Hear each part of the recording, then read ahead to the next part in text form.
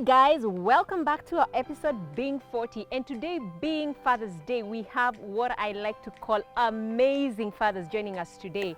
So I'll let them introduce themselves, starting from that end. Okay, my name is Robert Burale. I'm over 40, and I'm glad to be here. I'm looking forward to a very nice conversation. Yes. Karibu sana. Thank you very much. Asante.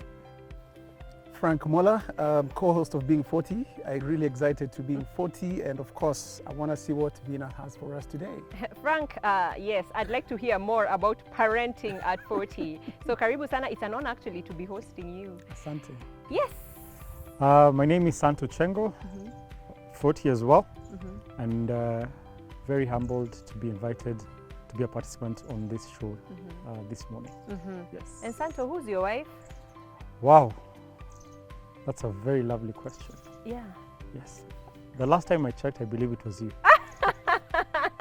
So guys, for those of you who've been asking, this is my lovely husband of so many years. We have so many kids, and it's really an honor to be having you here to just talk about, you know, how it has been.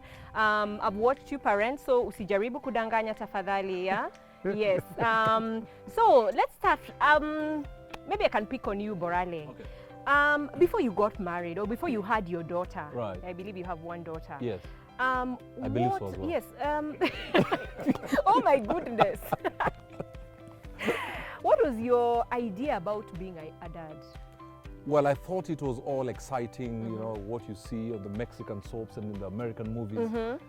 But the day I was told we were expecting, there was sweat every part of my body, even my nails. I was like, now responsibility. It's like a reality.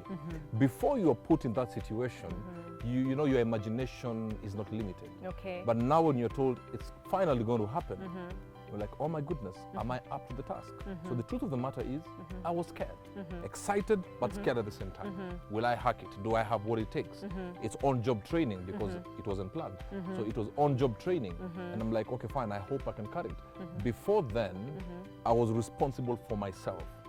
And then something that is brought to the fore Yes. is, guess what? Another human being is coming forth in due time, and they will depend on me. Exactly. That was scary. Wow. Yeah. Wow. And did you feel you were prepared for it? I had my moments thinking, bring it on. I'm like, oh my goodness, God, why didn't I just wait? You understand? Yes. But the reality was that, okay, fine, you have to roll the punches.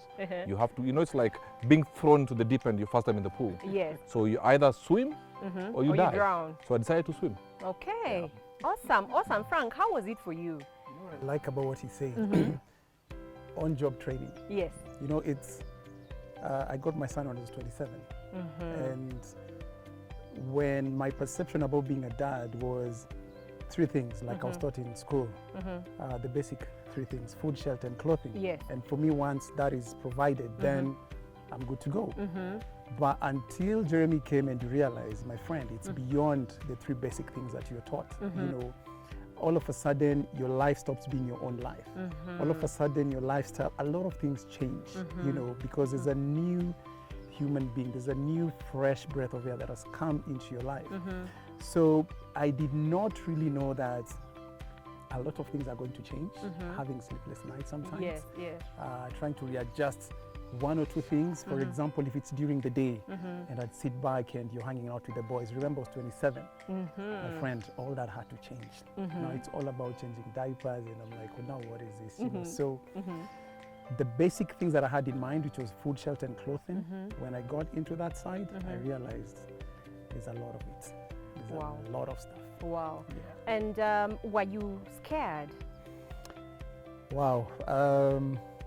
The funny thing about, for me, I really wanted to get a child even when I was 25. Okay. That was the funny thing about, Awesome. but I didn't know what lies ahead. But in my mind, I kept on saying, you know, if I get married, I'd love my wife to finish giving birth at 30. But I didn't know who, you know, my wife is gonna be and everything else. But I don't know if I was scared or not. Because you're there on the fence. You're not certain what lies ahead. So I wasn't sure I was scared or not. But I knew there's a challenge coming ahead, but I just didn't know how it looked like. Yeah. Awesome. Yeah. I like that. Santo, Yes. Before you met your wife, Yes. I'm sure you had ideas of what being a dad is. What exactly were your thoughts on it? Other than what Burale and Frank have said, I think the only difference for me was I told myself I was going to be a dad to more than one child.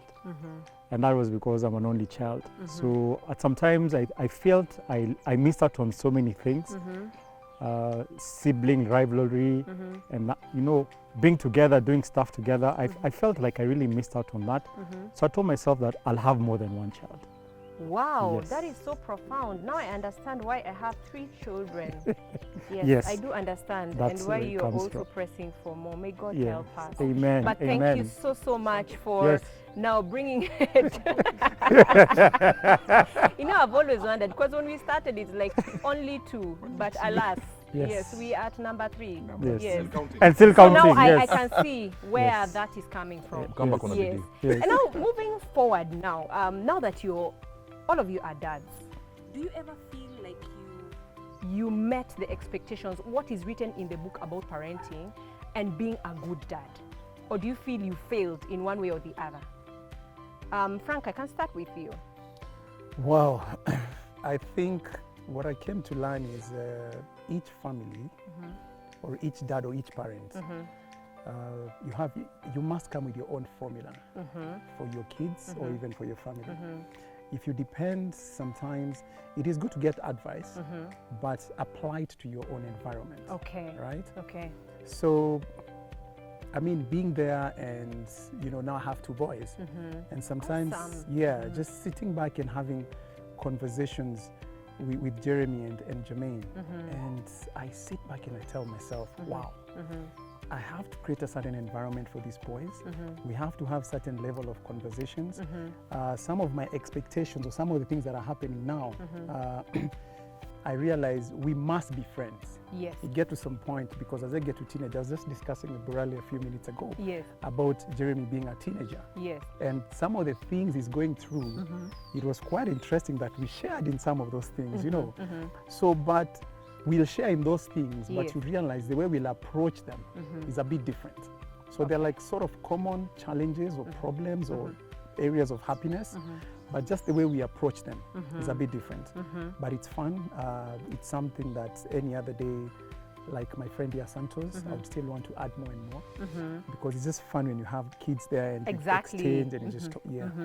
And I love what you say, because as a psychologist, there's something called growth and development. And when a child is, going through teenage, they all, if it's boys, they have almost the similar characteristics, and the same thing with girls. And one thing that, we always like to say, boys can really challenge you because, of course, they have a lot of adrenaline. They've always been, curious about life. They're born hunters.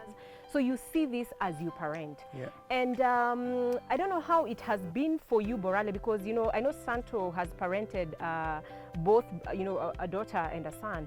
And how has it been, just hearing from you, you have a daughter, before we move to Santo, how has it been First for and you? foremost, Do you feel like you've, sorry to interrupt, but That's okay. do you feel like you have made, there are many mistakes that you have made that have challenged you, to change, Yes, Yes. absolutely. And funny enough, we had a discussion. So Frank, my daughter made me apologize to her yesterday.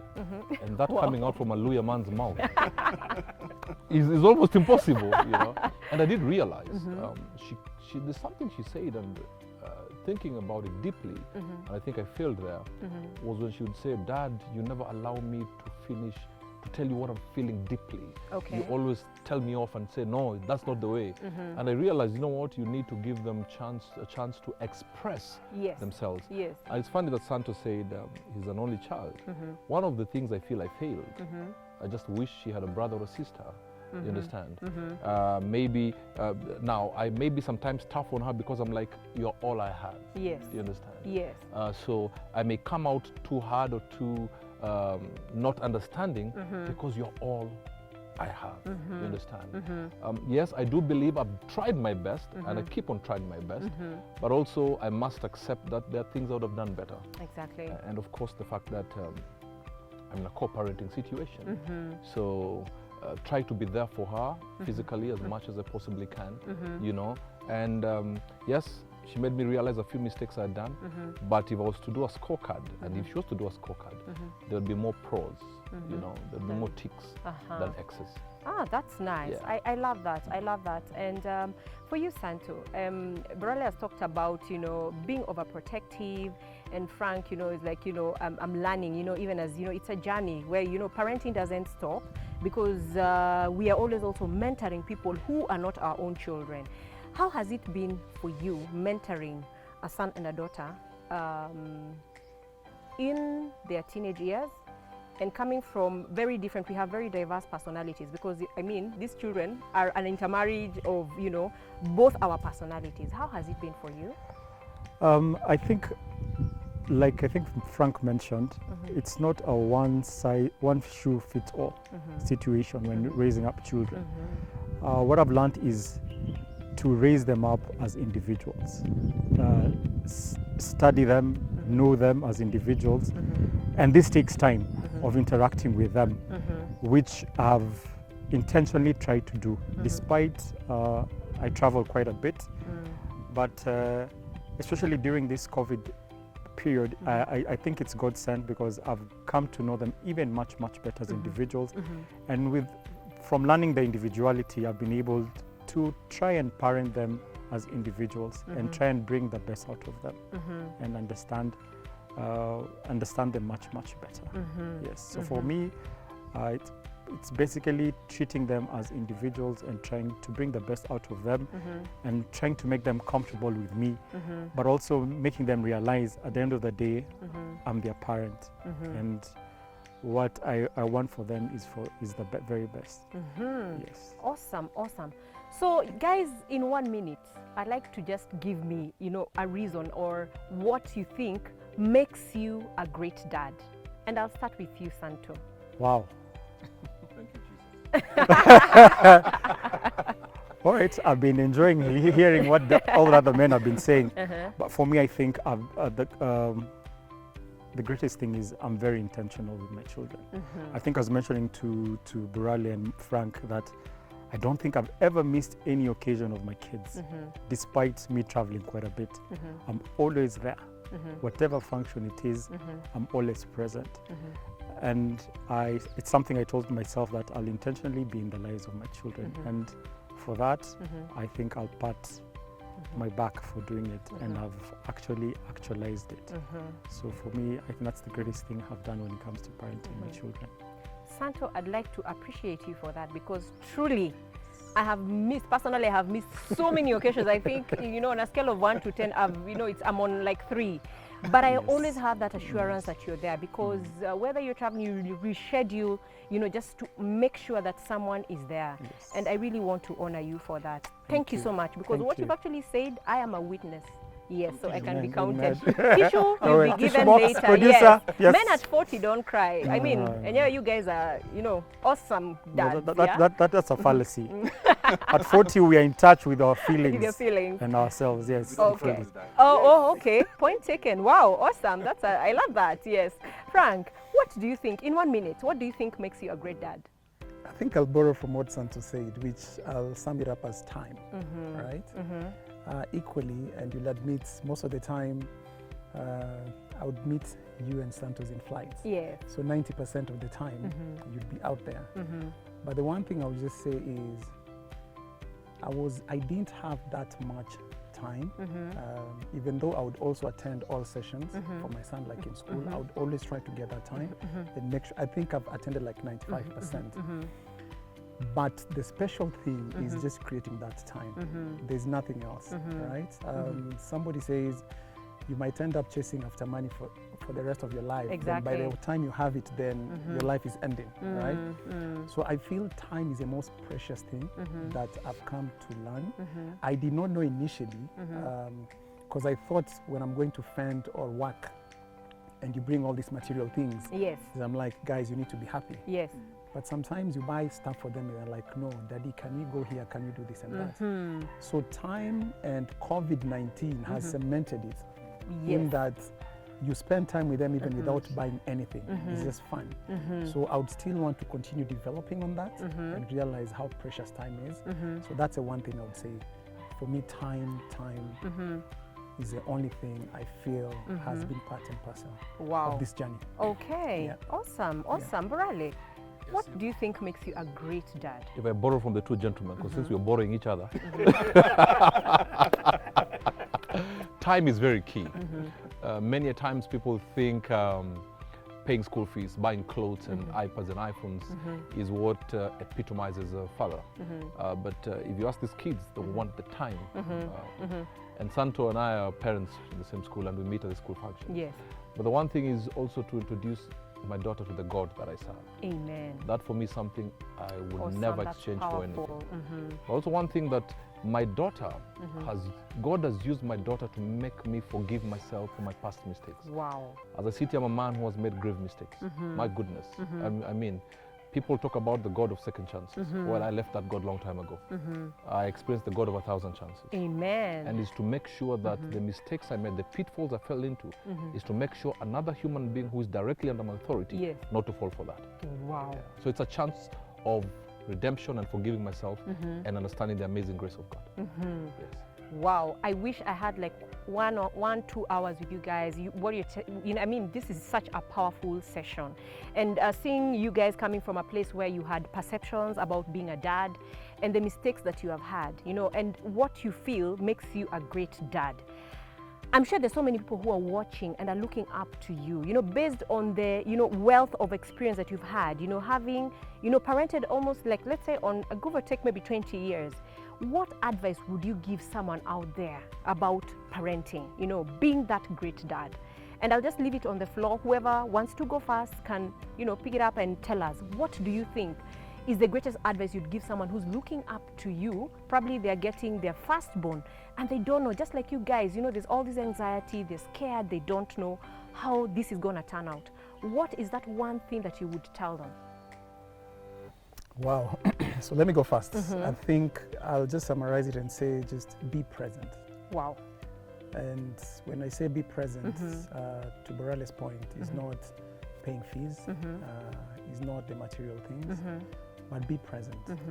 From the time new life has come into to the world, just be present, and the rest will just pick up itself. Just be present. Wow, that's powerful. Being present. I love that, because we always talk about self-awareness and consciousness, being, because being conscious is being present, So that's something that I really love, because anytime I'm having people in a therapy room, I look for that aspect. So that is very powerful, Frank.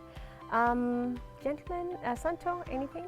For me, I think I'll remain to being intentional, and by being intentional, I believe you need to, first of all, it begins when conception happens. The moment you know you're going to have a child, that's where your responsibility begins. Be intentional. Support your wife or the mother of your child from that point, because there's so much that happens before this child comes out. And as a father or as a dad, your presence and support is really, really important and key in how that the kid or child comes out. Then when they're present, you need to be there. Your presence is really, really important. Really, really important. Be there during those nights when they wake up.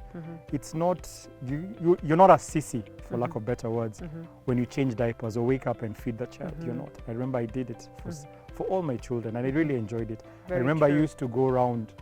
My life did not stop. I would visit, and I'd have a kiddie bag with everything, and the kids in the car seat, and move around. Your life doesn't stop. It goes on. And then thirdly, which I'll borrow from Barale, every father is a priest to their children, to their home. So it's very important that you ground your children in God. And it's your responsibility. And it's sad that many of us men have left this role to women, which is wrong, because it's our responsibility as men to direct our children in the way of the Lord. And so for me, just being intentional about doing those things. I want to pick something from, coming from, being a woman, and something that really stands out for me, from the moment of conception, you have to be very intentional about parenting. So that means that even as this woman, you know, is craving for stuff. I remember I used to wake you up in the middle of the night. I want KFC, I want, you know, all these things. And for sure you'd go and get them out for me. So that being intentional is very important, because it, it sort of like grows the love this pregnant woman has for you. So parenting doesn't start at the point of, you know, the birthing. You know, it starts from when conception happens, and you actually realize that there's, you know, someone you're expecting, a new member of the family. So that is very, very profound. All the women out there are always saying, you know, most of the time you find that, oh, he did not support me. And sometimes we have resentment because of the experience we've had before we actually had the children. So that is very, very powerful. Being intentional, and what Frank has said, you know, having that time, being present, you know, that is very, very profound for me. Borale, maybe you can wind this up for us. What do you think you'd advise someone who's looking up to you in terms of mentorship, being a dad? First, I think we should give an offering to Frank, Santo, for going to KFC. And if I come to that situation with my second child, the craving had better be within my geographical area. We always love to challenge, but they will send you to the, you know, we are very specific. First and foremost is to tell people, you can never be a perfect father. Exactly. But you can love perfectly and talk to other fathers. We've sat here with Frank and Santo, and in those few minutes as we were having rosemary tea, was it rosemary tea? Yes. And some sausages? Yes. I learned quite a bit. And there's some things I was saying that on my way out, I'll start discussing with my daughter. Okay. I have now seen the importance of having other fathers, seeing from somebody else's point of view. You pick quite a few things that maybe you struggled with. But anybody looking up to me, and there better be some, is to tell you, do not enjoy the intimacy and run away from the responsibility. I've seen many who have enjoyed the intimacy and left the women to raise their children by themselves. You may have a six-figure salary, live in a big mansion, but if you don't take care of your seed, you're the poorest of them all. So responsibility is, God has given you the privilege of raising these children on His behalf. So if you have the responsibility to raise children and you pass it by, you can never conquer anything. You'll be like that black man in a dark room winking at a dark woman and expecting a reaction. Yes. Life will blank you out. Very true. I love this. You've just said like 1,000 quotes. I'm hoping that I can pick that up. I mean, you're really, really profound. I'll invoice later. Yes, please invoice. I'll give you a check later. But guys, this is a Father's Day edition. We've had 3 powerful men with very profound, you know, advice, you know, for those of you who are probably parenting, those of you who are expecting to get in that docket where you're going to be a dad. And for those of you who are following us on Being 40, please share this video. We'd like to reach out to as many dads as we can, because in this world, we are meant to impact and build each other. So please give us feedback. I always say we are looking forward to know what you want us to talk about in the future. And thank you so much for those of you who have subscribed to our YouTube channel, those of you who have been sharing and giving us feedback on our Facebook page. We really appreciate you. So that's from us today. Thank you so much for joining us, and God bless.